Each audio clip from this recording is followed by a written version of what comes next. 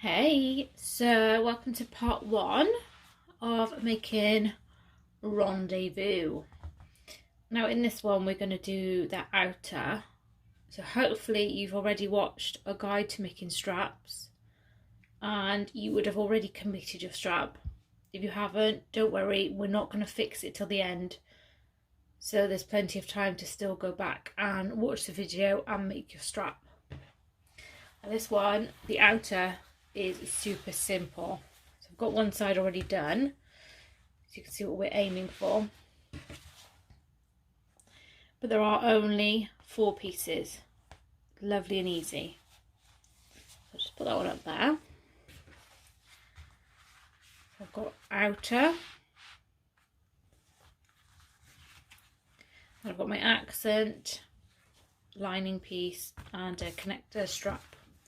Now before we do anything with the outer, you need to attach either your foam or your fleece. So I like quite a structured bag. So I've cut the foam out to the shape of the outer, but before basting I've just cut the foam from the from the corners, just so that when we join these pieces together we don't have extra layers of bulk where it's not really needed. So I trimmed off the corners and then baste stitch these together within the seam allowance. And then all we need to do is just cut off the excess. So I'm just going to fold back the foam.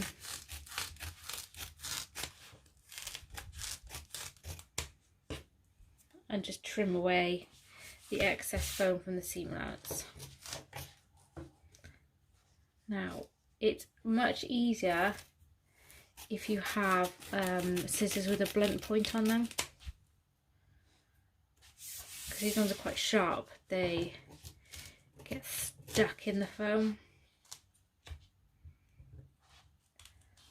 But I've lost mine.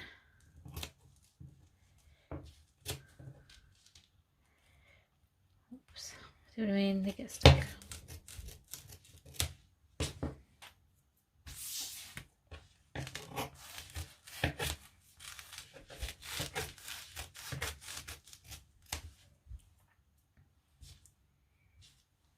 There we go. Do that with both of your outer pieces. If you are using fleece, then you just need to make sure you fuse it to the wrong side. Either way is good. This bag doesn't need to be structured. If you don't want either, you're more than happy to just use Decaville, which I know a lot of people will.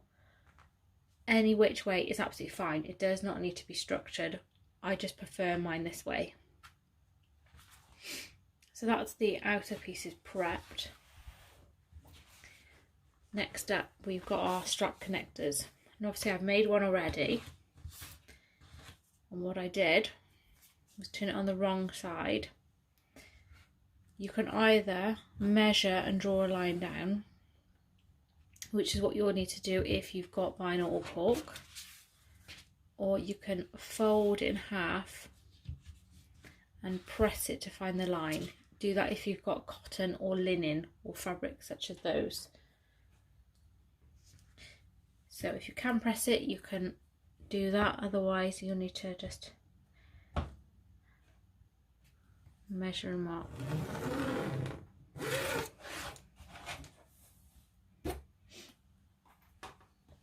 Then all we have to do is bring the outside raw edges in to meet this long center line.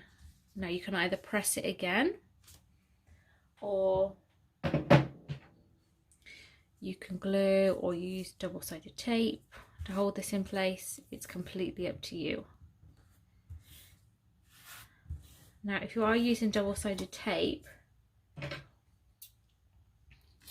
I would say do one connector at a time and do one side, because as you probably find out, they do unstick and it can be quite annoying when you've made all of them at once. So if I made these two together and then I completed this one side, I would bet money that mine would be unstuck in some places.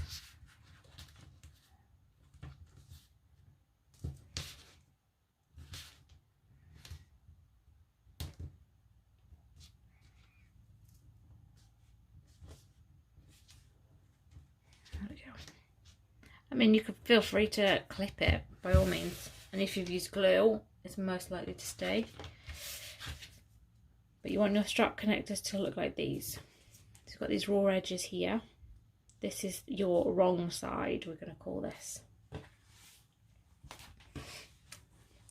So take your outer pocket accent piece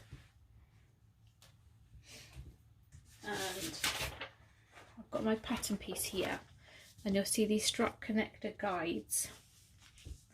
So we just want to transfer these onto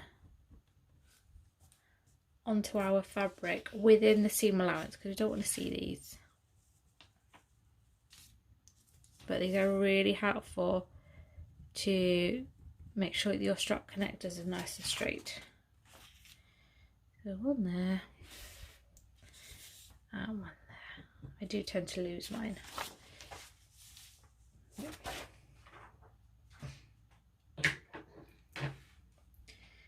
Right. The strap connector, wrong side is going down. So this nice shiny side, flat side up, raw edges down, and we're going to level it up so that the marks are on the left side.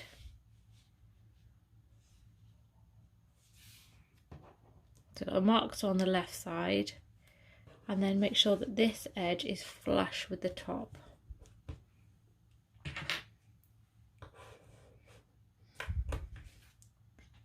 And then what we're going to do is base stitch that top edge in place. Don't worry about this edge, that side's fine. So baste it within the seam allowance. Like so.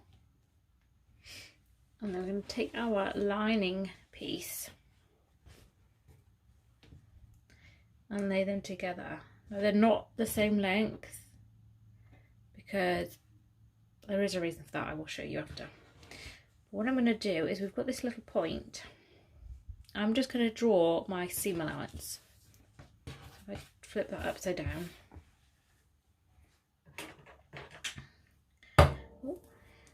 I like having nice even points on both sides.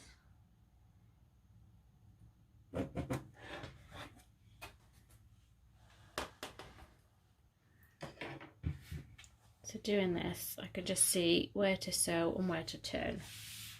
So what I want to do is, I'm just going to clip this bottom one in place so that I know it's not going to do anything funky whilst I'm sewing.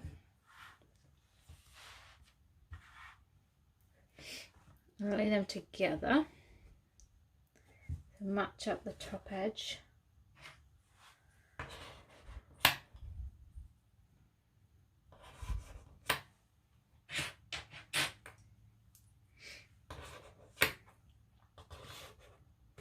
And then we're going to sew across the top, pivot, and all the way down here.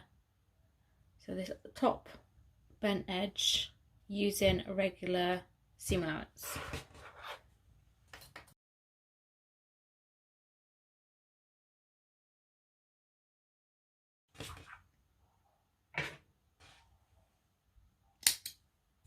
There we go.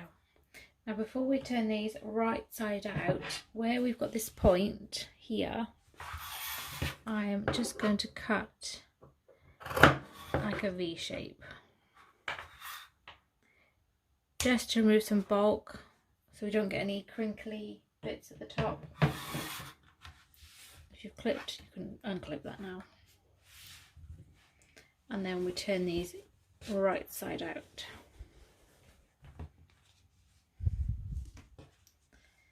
And then just roll the seams so they're nice and even. If you have to, you can from the inside, push the point out, but generally if you give this a little bit of a pull, the point comes with it. Not always, but do what you need to do. And then if your fabric allows it, press across the top. There we go. So once it's pressed, or if you can't press it, you can clip it, that's absolutely fine. Top stitch across this lovely angled top edge. So this one and this one.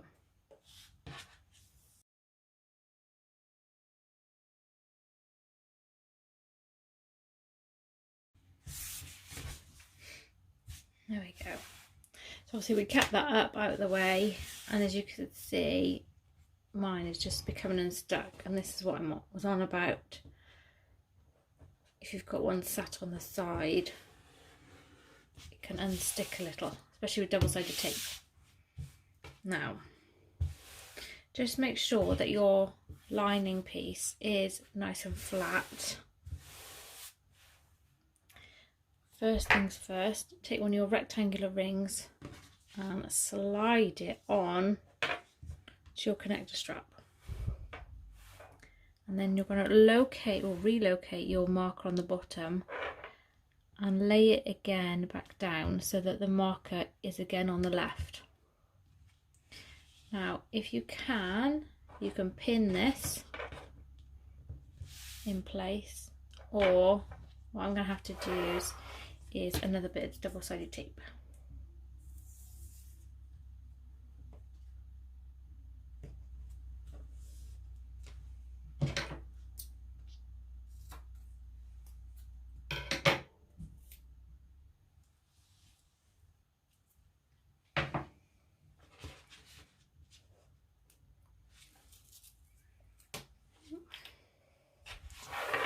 So again, relocate so that the mark is on the left.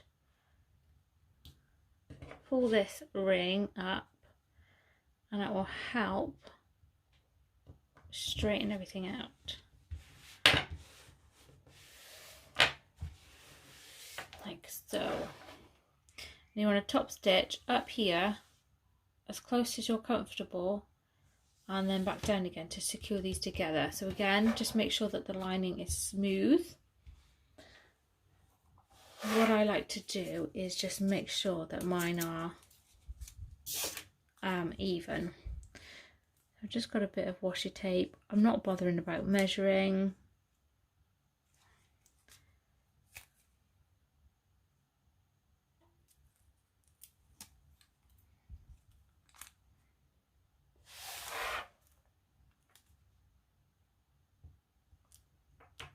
So feel free to measure if you want, but I'm going a washi tape distance down so that I know I've got a nice straight edge there. Then a top stitch, go across, and then back down again.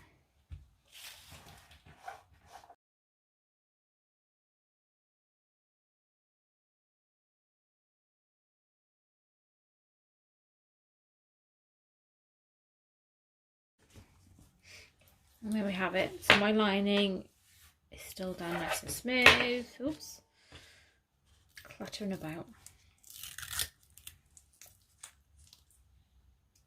There we go.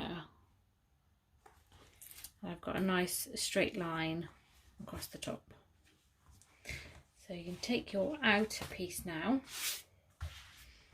and lay this on top of the outer piece. Now you'll notice that they are different shapes at the top, so they match at the bottom but they're different shapes at the top, and this is so that when the bag folds, you think of stacking bowls one inside the other. When the bag is full, it wrinkles. So this extra bagginess on the top, you will not see it at all when the bag is made. Trust me. So what we need to do first though is sew across the bottom, because we know that matches up nicely.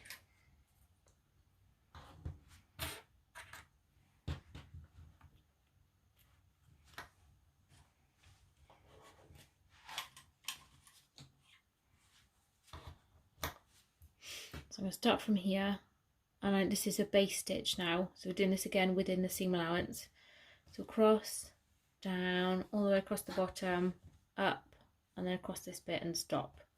Don't worry about the sides, not yet.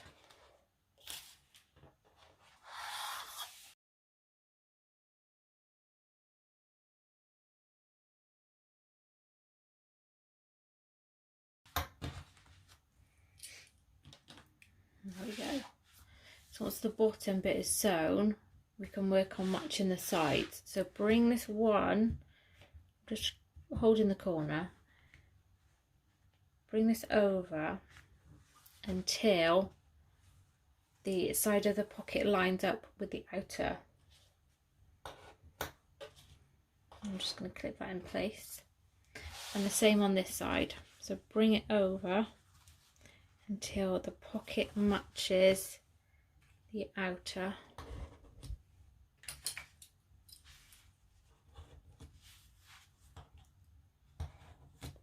And now you can base stitch the sides within the seam allowance.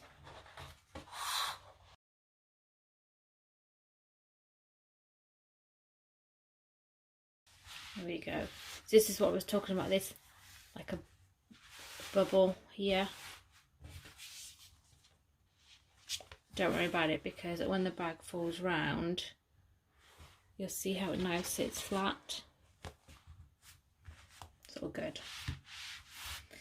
And then one final thing we need to do to complete this is we need to sew up the bottom of the pocket.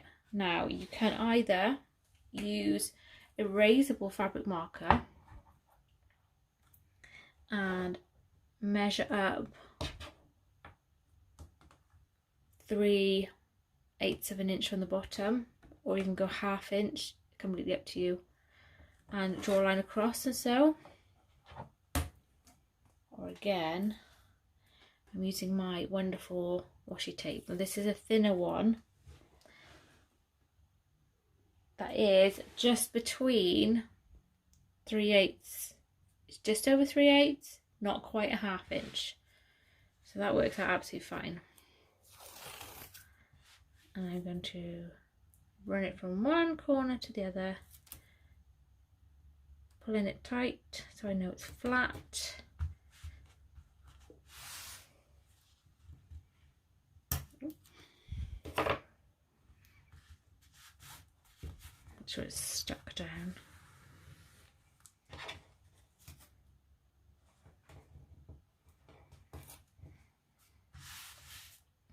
And I'm going to use this as a guide then to sew a straight line all the way across using a regular stitch length. And then this should seal up the bottom of our pocket, but also will help box. I've done this one. It helps box the base. So I'll make that nice and flat. So regular stitch length.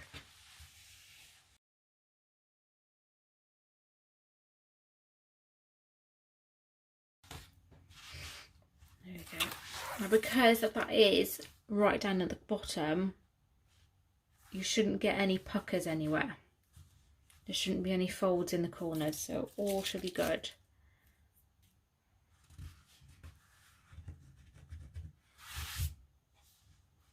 Now if I just check inside, have you caught the bottom of the pocket?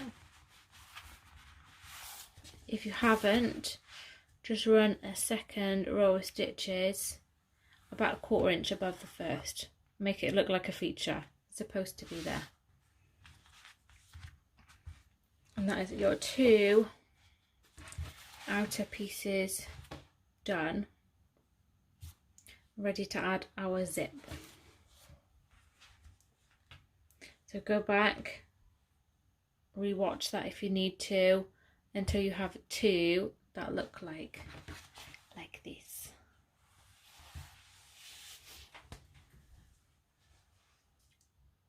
Right, so I've got my zip here. Now in the pattern I do refer to this as the open end because it is the end that's open, and this I do call the end with the zipper pull or the zip end, because we will be putting a zipper end on this side. So that's the difference in the sides. Now I'm going to add mine right at the end because sometimes it just gets in the way. And if I accidentally knock one of these with a needle, that's no biggie. All I've done though is I have glued it shut. So I've just used a bit of super glue on the end. I've let it dry. So I know my zipper pull isn't going to come flying off this way. But I also do like to just add a clip. I don't know why, just in cases. There we go.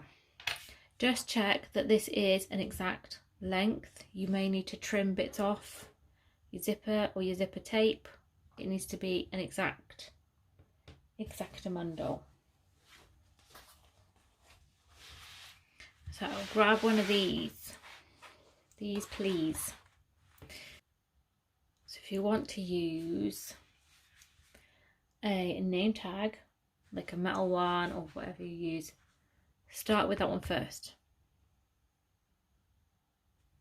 Because then when we put the zipper on, this will be the side you see if you wear it on your right side.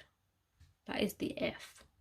If you wear it on your left side, you might want to put it on the other piece, just to complicate you.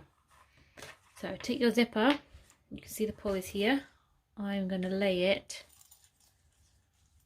down, so that's the side you see. Open this up. You've got this wishbone shape now, it wants to be,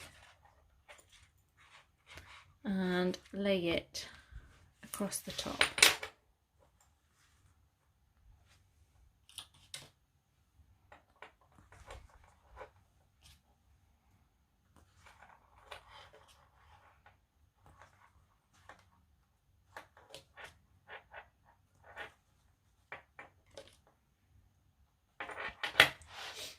Now, if you've made any of my bags before, this measurement will be familiar to you. If you haven't, then stay tuned. Now, this always happens when I use black zipper tape, is I can't see my markers. So I know this is vinyl, but I'm going to do this carefully. On the side with the zipper end, which also now has the zipper pull, I'm going to measure in 1.5 inches. If you can mark it on the zipper tape within the seam allowance, do. I am just going to pop a pin in where I'm making sure that the pin is within the seam allowance. See, I've only put it in a tiny bit. It's within the seam allowance. I'm not making any holes in anywhere visible. Then on the open end, I'm measuring in 1 inches.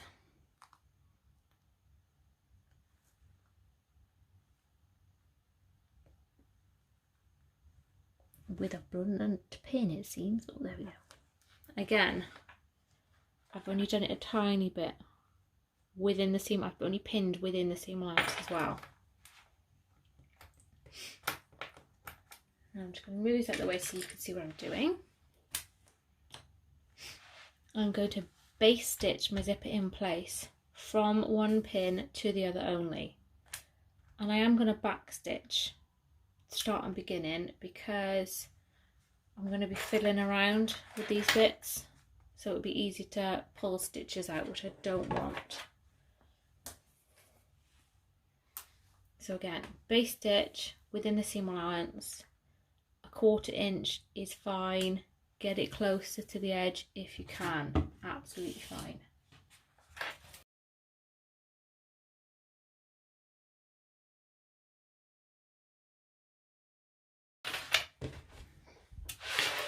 There we go, so I've base stitched it in place. This side, when we come to sew, will be pushed downwards, which is what I mean. I don't want it to be pulling those stitches out. And then this side, the open end, what we're going to do is if you grab it with your finger and your thumb and then twist it. So you want to using this finger to make a fold. It's a technique, it does take a little bit of getting used to. Now again, I'm just going to hold this in place within the seam allowance. And then I'm going to base stitch it in place now so that it stays upright.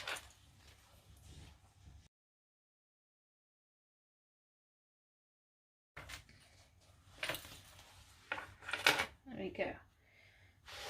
So you see that side stayed up, this side is free to move down. We need to do this on our remaining outer panel, but we're going to do it the opposite way. So just turn this, so again you can see it's still right side down. This one side is always fiddlier because it comes with an attachment. But again, lay it across the top, matching up. I think I might have forgot to tell you that bit, but do match up this raw edge over here.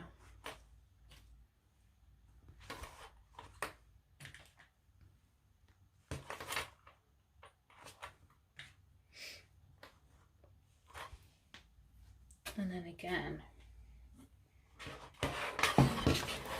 we're doing it the opposite way, so, but still the same measurements. So from the open end, again we're doing 1 inches, which is there, and I'm just pinning it within the seam allowance.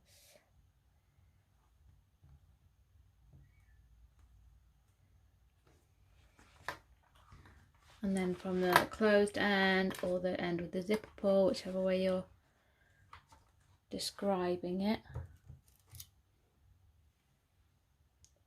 it's 1.5. I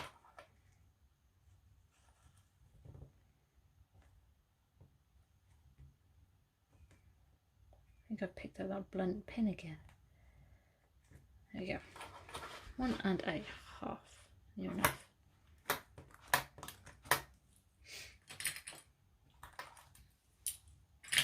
And then again, base stitch, zip it in place from one marker to the other. You might still have the clips on, completely up to you how you're doing this.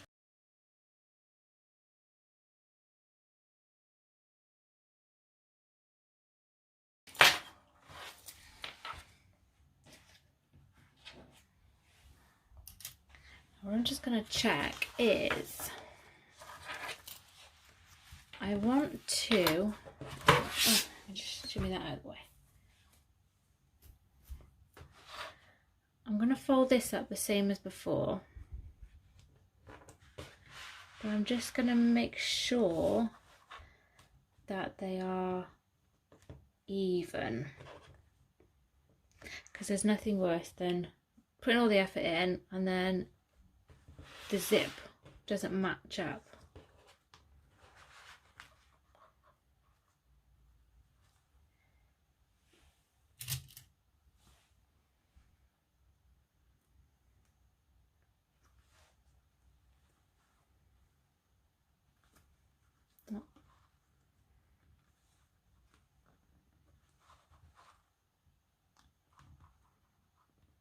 There you go. No, I'm having a fiddly moment. Come on. There we go, got it. I'm just going to check again, all good, and then base stitch that.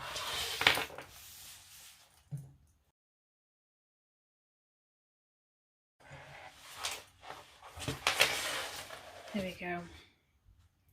So zipped in opposite ways, and now we can join these together. So what you want to do is close your zipper about halfway.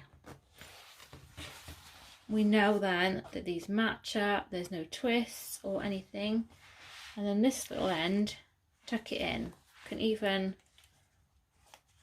hack it through one of the loops. Just make sure it's tucked in. And then we can match up the sides. Now the beauty of this is we don't have to match any pieces up. It's all good. But just make sure where you've got that excess, smooth it over.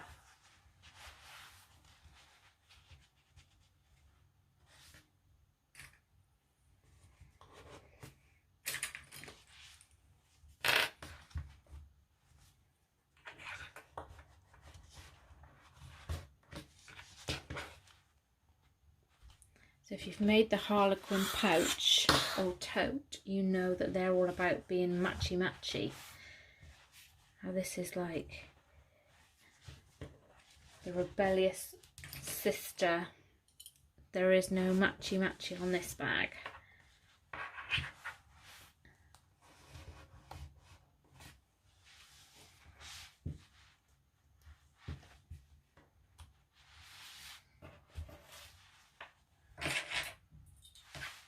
And then let's just put a few in the bottom edge, on the bottom edge, along, like so. Now regular seam allowance, regular stitch length, down one side, down the other side, and across the bottom edge. Okay, so just make sure that everything's tucked in where it should be. Your zipper's halfway. It's not going to get caught on anything. And then we can sew all these bits up.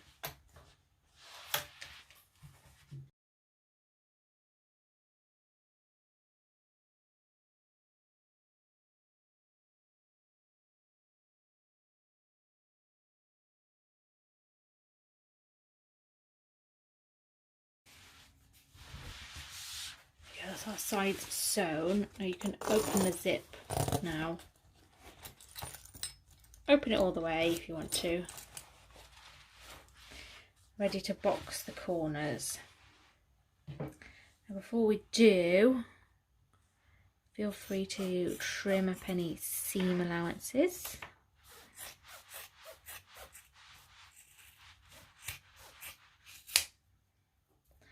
Now if you are going to trim the sides, leave the top bit untrimmed because it makes it easier, especially with thick fabrics, to still have something to fold open.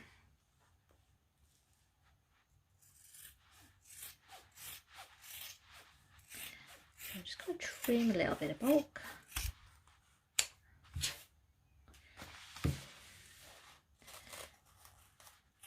Like so.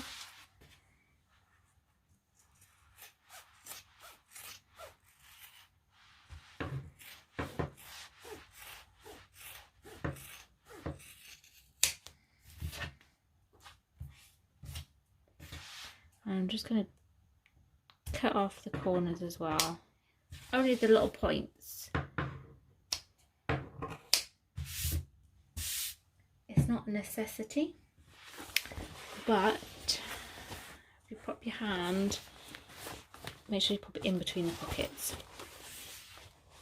to push this open. It's easier to see the folds. I don't know why, I find it easier to see the folds if you haven't got that corner points there. So open up your seams and match up the seams as best you can. A cheeky little bit of foam there.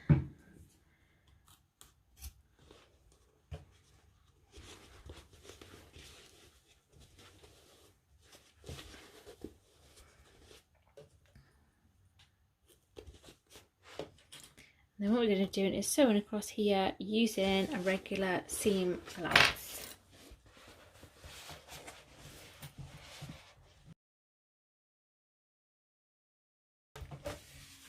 Like so. Now if you're using particularly thick fabric, what you can do is add a second row of stitches about a top stitch width just behind the first, just for support. There you go. And then trim off any bits we didn't need. Especially as we've done a lot of basting, you don't want to accidentally be sewing over your basting holes and make any weaknesses, especially with thick fabric. So there we go, we've got one box corner.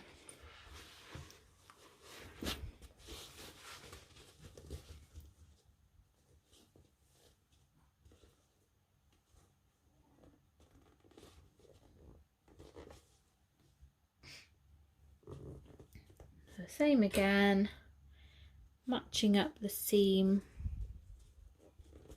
and then opening them up.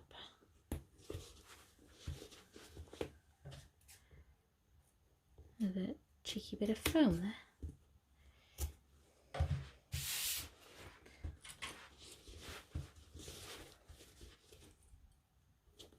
And same again, seam allowance, if needed, add a second row of stitches behind the first.